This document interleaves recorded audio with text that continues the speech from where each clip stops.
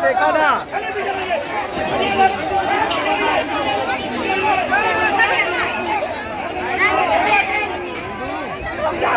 और बागेश्वर धाम की भगवान की महाराज की गुड्डे भगवान की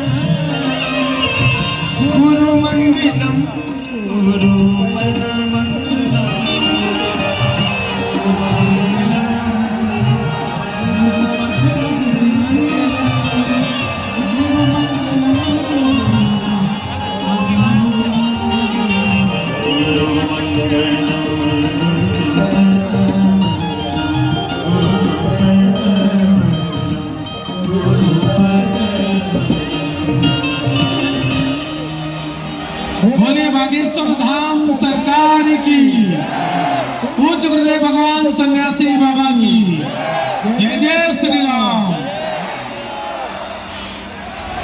सर्वप्रथम आप गीता में भगवान कृष्ण ने सनातन धर्म की महिमा क्यों? सनातन का मतलब इस संपूर्ण सृष्टि में जितने भी देश हैं, द्वीप हैं, उपद्वीप हैं, महाद्वीप हैं, जहाँ जहाँ रहने वाले मनुष्य मात्र हैं, उन सबकी जीवन शैली जीने की आचार संहिता का नाम सनातन धर्म है। हर चीज की एक आचार संहिता होती है, मनुष्य की आचार संहिता सनातन धर्म है। अभी हम जब सौरभ जी के साथ बैठे थे कमरे में चाय पी रहे थे, ये अमेरिका में गए जब WWE में विश्व करते, तो हम उनसे बात कर रहे थे, तो हमने कहा कि आपको विदेश कैसा लगा? हम भी गए 2-4 दिन के। बोले गुरुजी अकेला रहना हो तो अमेरिका में रहो और मजे में रहना हो तो भारत। वहाँ लोग हैं, इंसान हैं, पर इंसान को एक दूसरे से मतलब नहीं है। हमारे भारत में गांव में किसी की चोरी हो जाए तो पूरा गांव बैठा रहता है, कितने बजे कितना जगह कुछ भी हो एक बात पूछ लेते, एक बात अपना तो जता लेते। तब इन्होंने हमसे पूछा कि आपका विचार क्या है विदेशों में? हमने कहा विदेशों की दृष्टि है व्यापार की, भारत की दृष्टि है परिवार की। ये कोई हम बिना तर्क की बात नहीं कह रहे, शास्त्र कहते वसुदेव कुटुंबकम। हमारे शास्त्र कहते सारा संसार हमारा है। इसलिए हमने कहा पहला सौभाग्य मनुष्य का तन, दूसरा सौभाग्य भारत जैसा वतन, तीसरा सौभाग्य सनातन धर्म, और चौथा सौभाग्य जगह क्या तत्वधारी बुद्धि के मालिक बनना है, विचारवान बनना है, प्रज्ञावान बनना है, बुद्धिमान बनना है। मेरे पास जब तक आप प्रज्ञावान, तत्ववान, विचारवान, बुद्धिमान नहीं बनोगे, तब तक आप जीवन जीने का आनंद नहीं ले पाओगे। इसलिए भारत के लिए हम आज का सूत्र देना चाहते हैं, इस भारत में भिक्षा की जगह शिक्षा पर जोर दिया जाना चाहिए।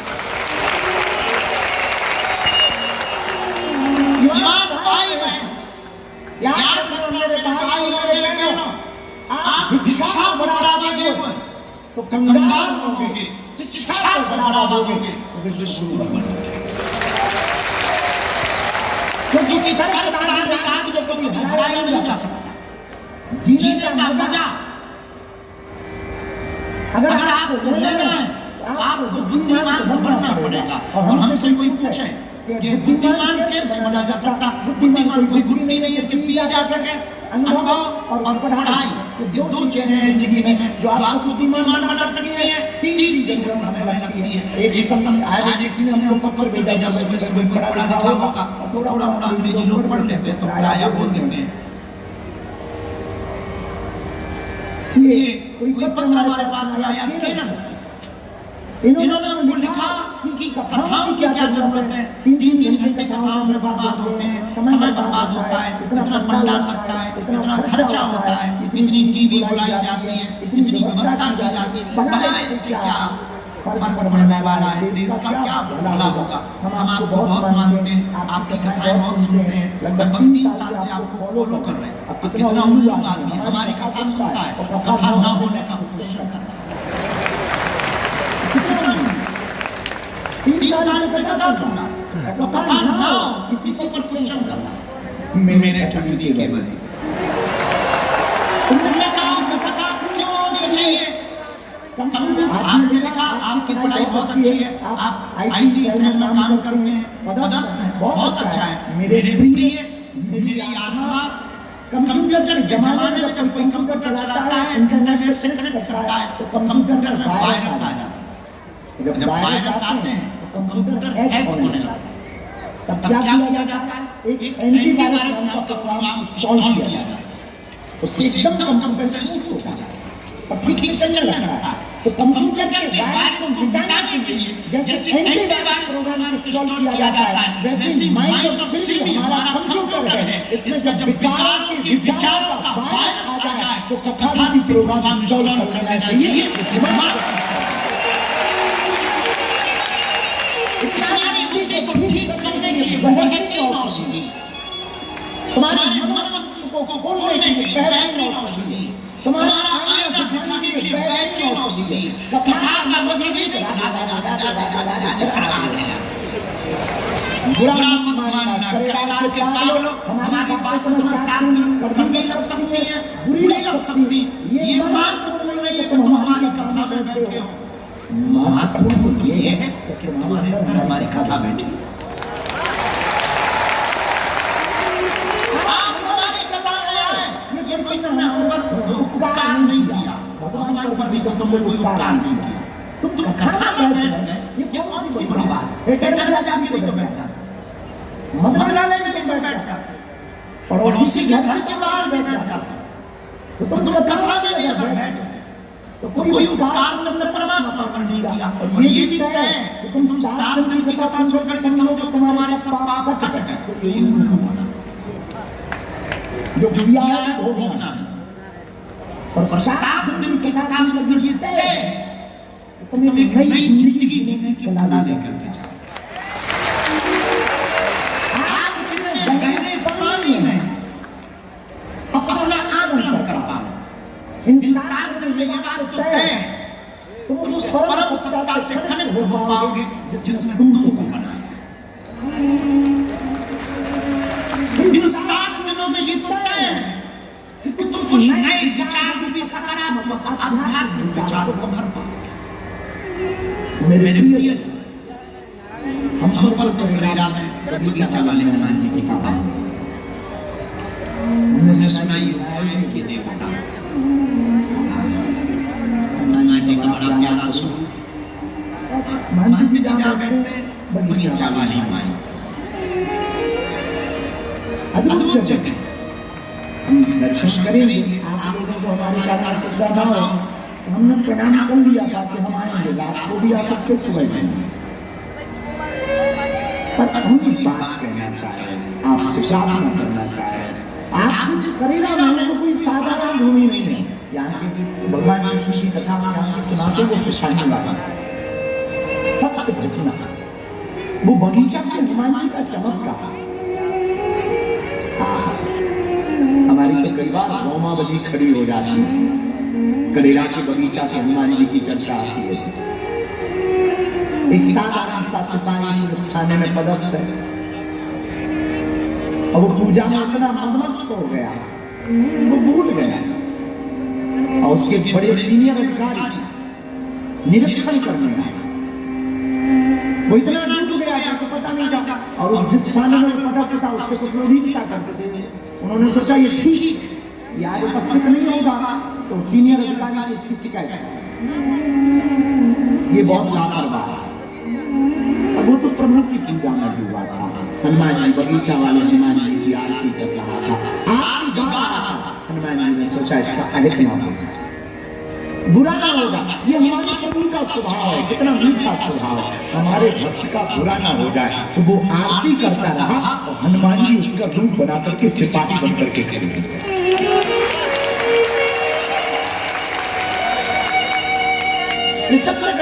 तो बगीचा वाले हनुमान जब बाहर आया उसने पूछा, हमने सुना कि कोई अधिकारी आए थे, बोले आए थे, और तुम भी तो थे, बोले हम कहाँ पागल हो थे, हम तो आरती कर रहे थे। तो बोले तो यहाँ को सलूट भी किया हमारा। तब वो समझ गए हम जिसके पास थे, हम जिसका चिंतन कर रहे थे, वो हमारी चिंता कर रहे थे। मेरे आत्माओं, मेरे प्रिय जनों, मेरे प्रिय सदस्य, हम तुमसे प्रार्थना करें, हम जिस परमात्मा का चिंतन करेंगे वो हमारी चिंता करेगा। इसलिए बहुत जगह लिखा हुआ मिलता है, तू चिंता मत कर, मैं बैठा। भगवान ऐसा कहते हैं, गीता में भी भगवान ऐसा कहते हैं, तू चिंता कर्म कर, मैं बैठा। फल की चिंता मत कर, परमात्मा कहते मैं बैठा। भगवान के पास जाकर तुम ये मत करो, समस्या विकट है, समस्या के पास जाकर कह दो मेरा परमात्मा मेरे निकट है, मेरा भगवान मेरे पास। आज हमारे लिए भैया सौभाग्य जागे, हम तो बहुत खुश हैं कि जिन बगीचा वाले हनुमान जी की चर्चा, जिन राधा कृष्ण के मंदिर की चर्चा, हम कथाओं में सुनाया करते थे। हम तो महंत जी महाराज जी को धन्यवाद देंगे कि आपने ठीक कथा ली। आप भी ताली बजा के धन्यवाद। इनके पुरस्कार, इनकी पूरी टीम, इनका भगवती के प्रति समर्पण ठीक किया। हमें बुलाया ना। अब जिनकी हम कथा गाते हैं, हम तो बहुत ज्यादा अंग्रेजी में एक शब्द एक्साइटेड, हाँ, अब जो भी हो समझ जाओ, हिंदी में उसको कहते हैं हम बहुत उत्साहित हैं। हम मनी मन में बहुत जब आ रहे थे तब भी उड़न खटोला थे, जब हम आ रहे थे तब सोच रहे थे, सो नहीं पाए, तलाशें बंद कर रहे थे, थोड़ा काम धाम भी कुछ कर रहे थे, तो हम सोच रहे थे कितनी अद्भुत बात है। जो कथा हमने सुनाई वो अपनी आंखों से देखेंगे। जिन बगीचा की कथा हम सुनाते थे, जिन करेला के मंदिर की बांके बिहारी मंदिर की कथा हम सुनाते थे, उन बांके बिहारी जी को आज हम आंखों से देखेंगे। तो आप सब यजमान बने हुए हमारे परिवार के लोग, पीछे छोटा समुदाय बैठा हुआ, मंचासीन विराजमान सभी संत महंतगण, मंच पर दक्षिण भाग में विराजमान यहाँ के बगीचा वाली माई के महंत जी, और हमारे सब लोग प्रिय देश विदेश में कथा को सुन रहे हैं, एक चौपाई के साथ हम दंडवत करते हैं।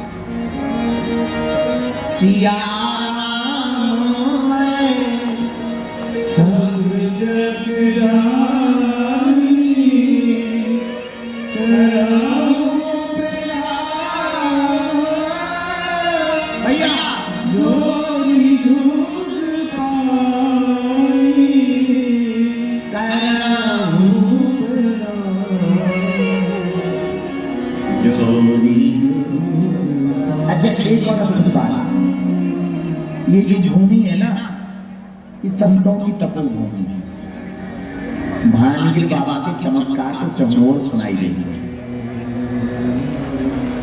हाँ, उनकी तपस्या का क्या करना, जिनके कारण श्री बगीचा वाले हनुमान जी सब पर कृपा करते हैं। और हाँ, हमको पता लगा कि ये हनुमान जी नहीं, न्याय के देवता। कोर्ट कचहरी के मुकदमा के लिए प्रार्थना कर लो, कोई भीति का कमी नहीं खाता, छठा छठन देता है। पर कुछ दिनों में ना राजाओं के बाद थोड़ा सा एक समय ऐसा आया था कि सब तक चर्चा नहीं पहुंच पा रही बगीचा वाले। अब उनकी लीला देखो, एक ऐसे टीम मंडली खड़ी हुई, मां भद्रकाली काली सेवा समिति, जिन्होंने ऐसा बृहद आयोजन की रचना रची कि पूरी दुनिया के लोग खिंचे चले आ रहे हैं। झांसी भी, शिवपुरी भी, ग्वालियर भी, अच्छा ये तो डबरा से आ गया, बल्कि अमेरिका में रहते, और ये कभी जाएंगे फिर से अमेरिका जाएंगे, वो करते हैं WW में देखा होगा, ये त्रिपुंड लगा करके ऐसा बोलता। ये इनका एक और पार्टनर है रिंकू, हाँ रिंकू के साथ ये दोनों करते हैं। ये जब वहां जाएंगे, ये अमेरिका में भी चर्चा करेंगे कि मध्य प्रदेश के शिवपुरी जिले में एक करेरा है, वहां से हनुमान जी बगीचा वाली माई है।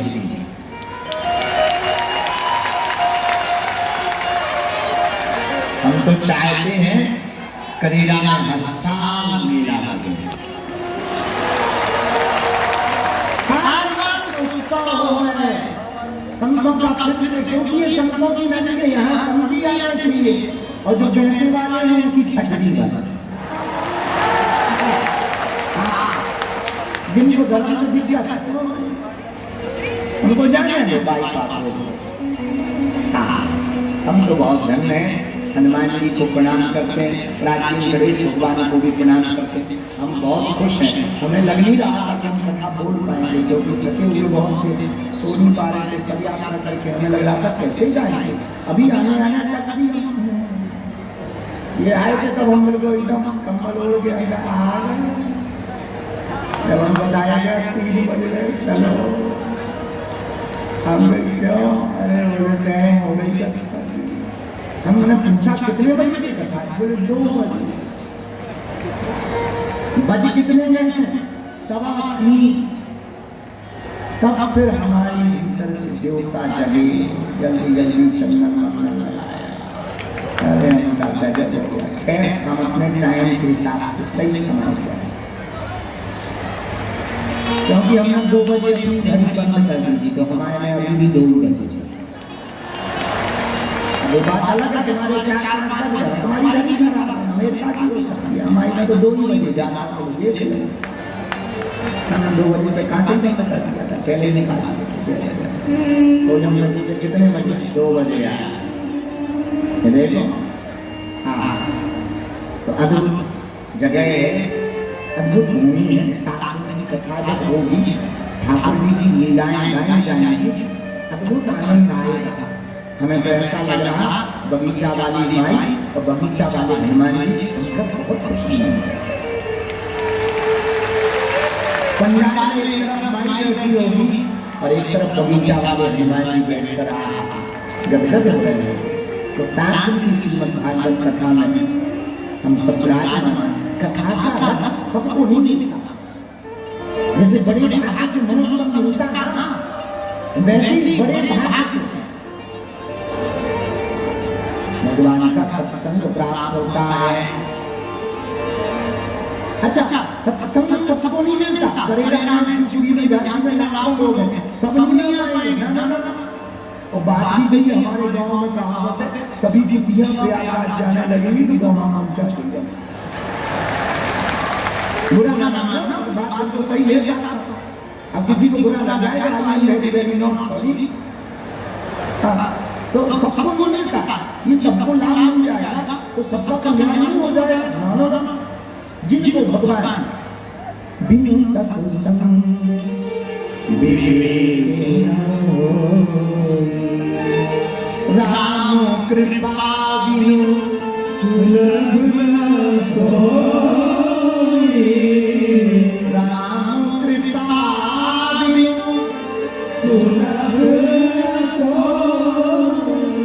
बिना सत्संग के विवेक नहीं आता। पर सत्संग क्या है? सत्य की बात सुनना और करना। सत्य कौन है? सत्य व्रतम सत्य परम सत्यम सत्यस्य योनिम निहितम च सत्य। परमात्मा ही सत्य है। हम लोग गाँव के लोग हैं, आप लोग तो जानते होंगे, हम लोग कभी कभी जब उत्सव होता करते, शादी विवाह हो जाए तो हम लोग एक पूजा करवाते हैं सत्यनारायण भगवान, कथा करवाते हैं सत्यनारायण। सत्यनारायण की कथा का 5 अध्याय है। कुछ लोग उत्तरवादी देते महाराज जो कथा तो है ही, उसने कथा सुनी तो ऐसा हो गया, उसने कथा सुनी तो ऐसा हो गया। कथा कौन सी सुनी? अरे पगला, सत्यनारायण का अर्थ ये समझ लो, सत्य ही नारायण है और नारायण ही सत्य है, यही जो कथा है। तो परमात्मा कहाँ है? जहाँ भक्त हैं, भगवान के लाडले महंत है, महात्मा है, वही परमात्मा। पर भगवान की कथा सबको क्यों नहीं मिलती? भैया सबको इसलिए नहीं मिलती, तो ना सबको चाहिए पर सब आ नहीं पाते। जैसे सब सुखी नहीं है, कोई तन दुखी, कोई मन दुखी, कोई धन में न रहे तो उदास, और थोड़े थोड़े सब सुखी सुखी राम के दास। जैसे थोड़े थोड़े सब सुखी है, मैं भी सब कथा नहीं सुन पाता। अच्छा, कुछ लोग तो कथा में वो भी आते, कुछ लोग पड़ोसी पड़ोसन के चक्कर में।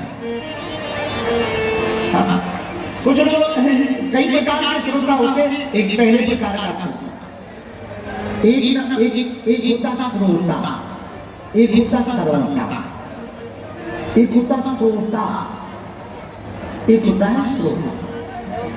4 प्रकार के श्रोता होते हैं। पहले प्रकार का जो श्रोता होता है वो बड़ा गजब का होता है, घर से कभी चप्पल पहन के नहीं आएगा, कथा से कभी खाली नहीं जाएगा।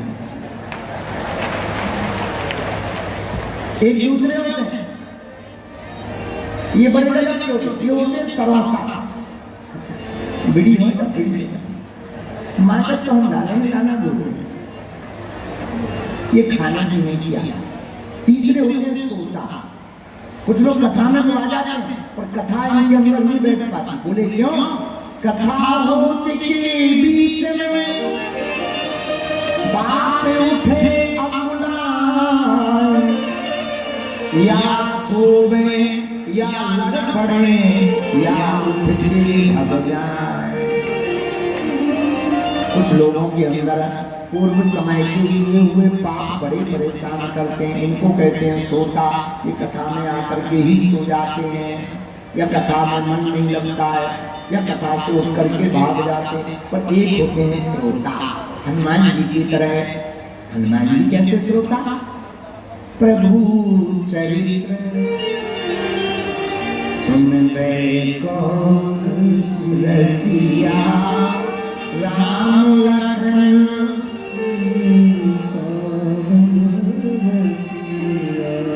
ये श्रोता कौन है? जो कथा में सबसे पहले आवे और सबसे बाद में जावे और कथा सुन करके जो अपने जीवन में होता है उसी को श्रोता कहते हैं। बोलो सीताराम, जोर से बोलो। अब प्रश्न दूसरा, कथा कितनी जरूरी? जितना जीने के लिए स्वाद जरूरी है उतनी ही जीवन को वास्तविकता से समझने के लिए भगवान की कथा जरूरी है। अच्छा महाराज, कथा से होता है, कथा से पहला फायदा मन के विकार शुद्ध होते हैं, विचार परिवर्तित होते हैं। कथा से दूसरा फायदा, कथा से दूसरा फायदा है भगवान के संबंध होता है ना। उसको कहते हैं पूजा पाठ करना, भगवान को मानना। ये भक्ति नहीं है, ये है आस्तिकता। भगवान को मानना आस्तिकता है, लेकिन भगवान को मानकर भगवान से कोई अपना संबंध जोड़ लेना ही भगवान की भक्ति है। भगवान से अपना कुछ नाता जोड़ लेना, ये भक्ति। क्या भगवान संबंध जोड़ने से, नाता जोड़ने से प्राप्त होते? बिल्कुल होते।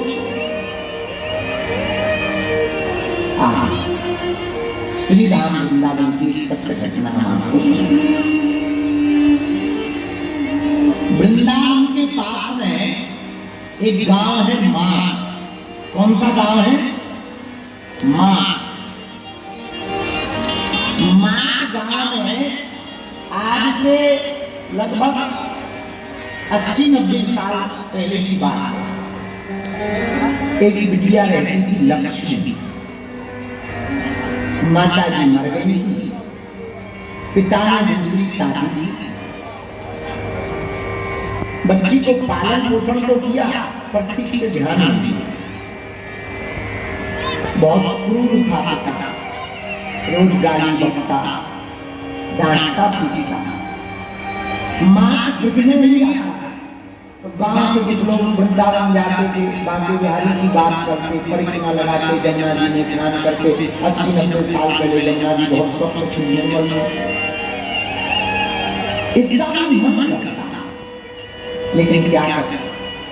पिता बहुत क्रूर है, गुस्से है, जा नहीं पाता। गांव में कथा हुई, रासलीला वाले गांव में भागवत जी के विरक्त महात्मा भागवत कर रहे हैं। तो उन्होंने कथा की मध्य में पंडित जी ने कहा भगवान को अगर प्राप्त करना है, भगवान की प्राप्ति का सबसे सरल मार्ग है उनसे कोई नाता जोड़ो, कोई संबंध जोड़ो। लक्ष्मी बिटिया कथा सुन के गई, उसके मन में ये बात बह गई। सीधी